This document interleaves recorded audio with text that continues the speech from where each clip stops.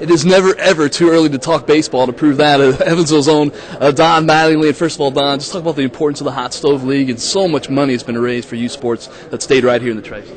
Well, I think it's just a testimony really to the people that do all the work. Paul Grease, all the people as part of the crew that does all the work behind the scenes. Myself get a chance to show up a day here, a day there, but these guys are really putting in the hours. But like you said, the money stays here in town or in the area, and it's helping kids that in all different phases of different sports. So again, it's something that's needed to be able to help out any way we can. I know the off season probably seems like it flies by. What do you do in your time away from the Big Apple?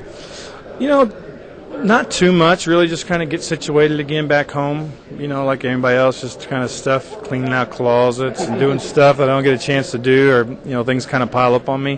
Get reacquainted really with my youngest one, Jordan, and Kim, and don't get to see her as much as I need to during the season. So really just get accustomed to being home again, slowing down, kind of recharging your batteries, and getting ready to get back to work. Talk about having Preston, and he's entering his second year, and any advice or what's it like to have that relationship, especially with him being in the Dodgers?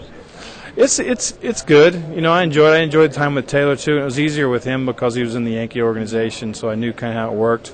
But Press is obviously with the Dodgers, and so they're going to do things however they do them.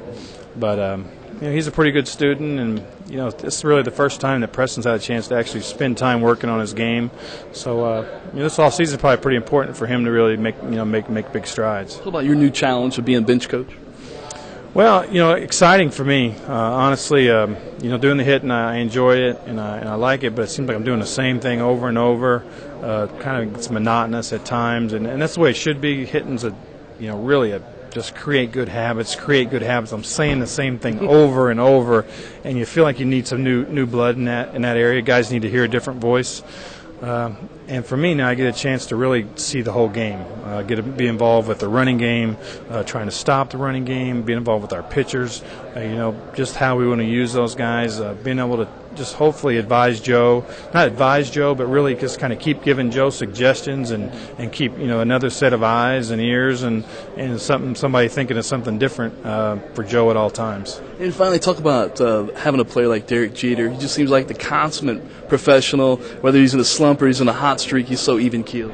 Jeet's tremendous. I mean, and I know Jeet catches a little bit of flack kind of around the country because he never really has gaudy stats. This year he hit 340 and he drove in close to 100 runs, but he's not one of those guys you see with 40 homers, 120, hitting 340, or you usually see him with the average.